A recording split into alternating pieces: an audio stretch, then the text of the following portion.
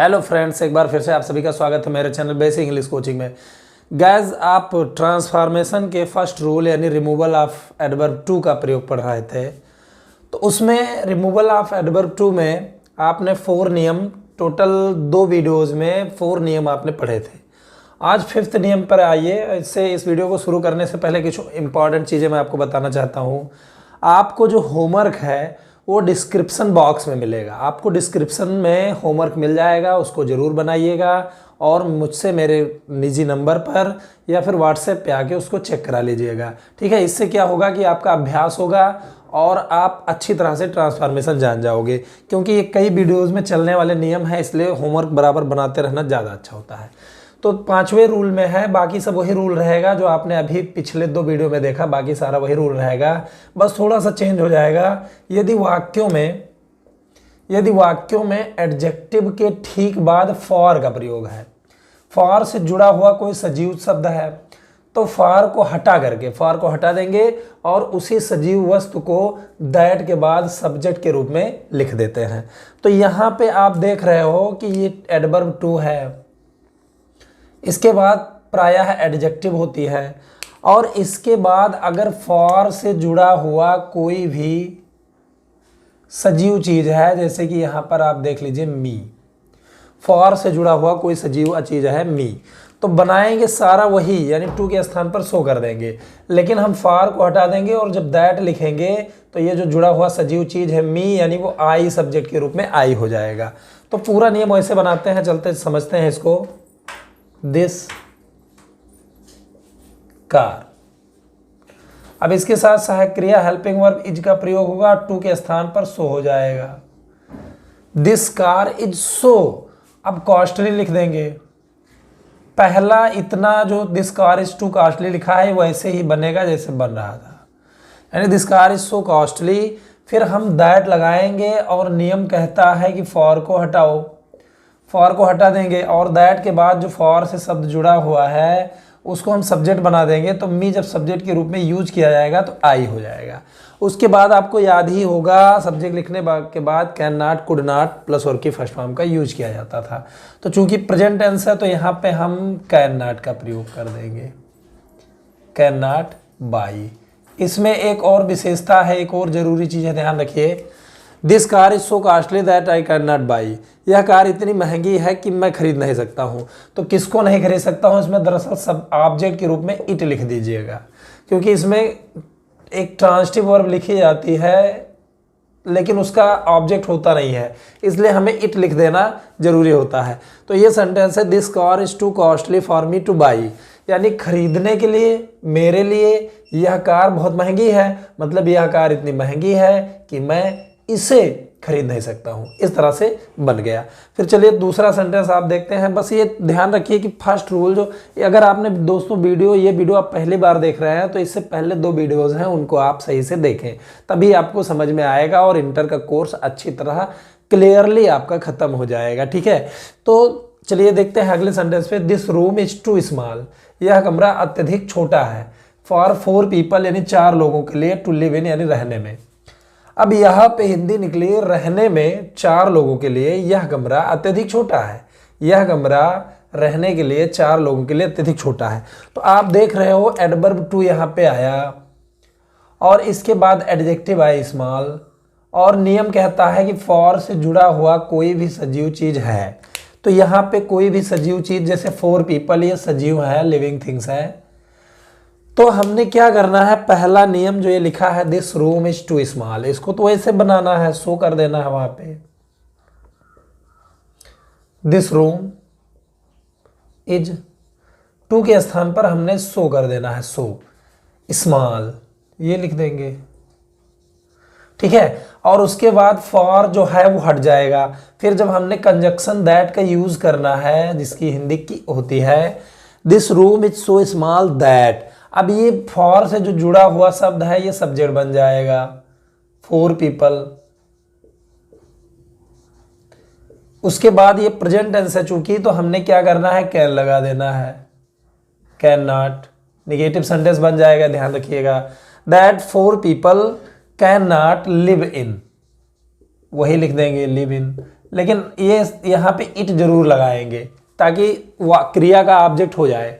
मतलब इसको हिंदी समझें कि यह कमरा 4 लोगों के रहने के लिए अत्यधिक छोटा है। मतलब यह कमरा इतना छोटा है कि इसमें 4 लोग नहीं रह सकते हैं।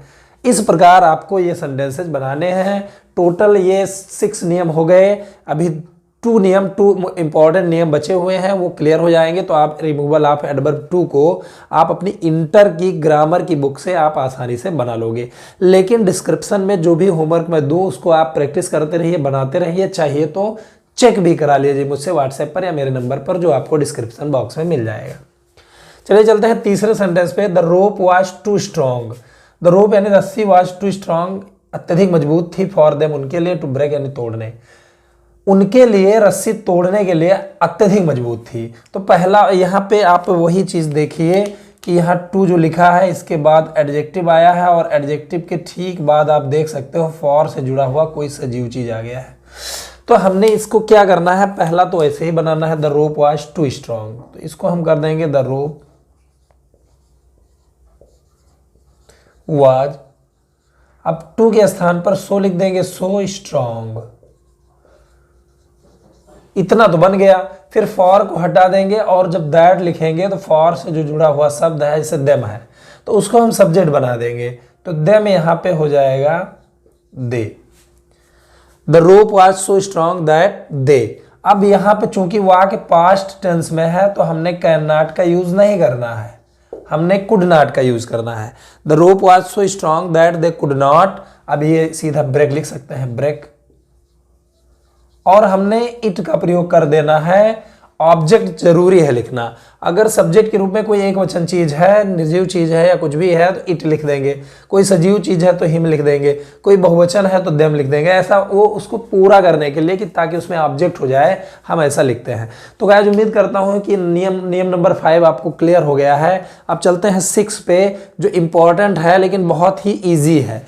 दोस्तों आपने देखा जितने भी नियम आपने पढ़े उसमें देखा आपने इन्फिनेटिव जरूर आता है। जैसे यहाँ पे आप देख लीजिए, यहाँ पे टू बाई यानी इन्फिनेटिव आ गया था, टू लिव इन इन्फिनेटिव आ गया था, टू ब्रेक इन्फिनेटिव आ गया था। लेकिन यदि एडवर्ब टू, यहाँ रूल नंबर 6 देखिए, यदि एडवर्ब टू और एडजेक्टिव के बाद कोई इन्फिनेटिव या अन्य शब्द ना हो तो टू के स्थान पर आपको एक्सट्रीमली या ओवर या एक्सेसिबली या फिर टू को हटा करके वाक्य के अंत में बियॉन्ड द प्रॉपर लिमिट लिखना है। एक्सट्रीमली मतलब भी अत्यधिक होता है, ओवर का मतलब भी ज्यादा होता है, एक्सेसिवली मतलब ज्यादा होता है, या बियॉन्ड द प्रॉपर लिमिट का मतलब होता है सीमा से अधिक। तो गाइज अब ये देखिए यहाँ पे कोई इन्फिनेटिव नहीं है। इट इज टू हॉट, अत्यधिक गर्मी है, कोई भी इन्फिनेटिव यहाँ पे नहीं दिया गया है। इट इज टू हॉट तो हम लिख देंगे इट इज, टू के स्थान पर एक्सट्रीमली लिख देंगे और हॉट लिख देंगे, बन गया। तो बस इतना ही आपको करना है। इट इज टू हॉट, इसके स्थान पर इट इज एक्सट्रीमली हॉट, या फिर इस तरह भी हो सकता था इट इज ओवर हॉट। ठीक है, यहां पे देखिए ही वाज टू वीक, वह अत्यधिक कमजोर था, तो वह मतलब इसके स्थान पर देखिए लिखिए ही वाज। यहां पे एक्सेसिबली भी लिख सकते हैं आप या एक्सट्रीमली लिख सकते हैं।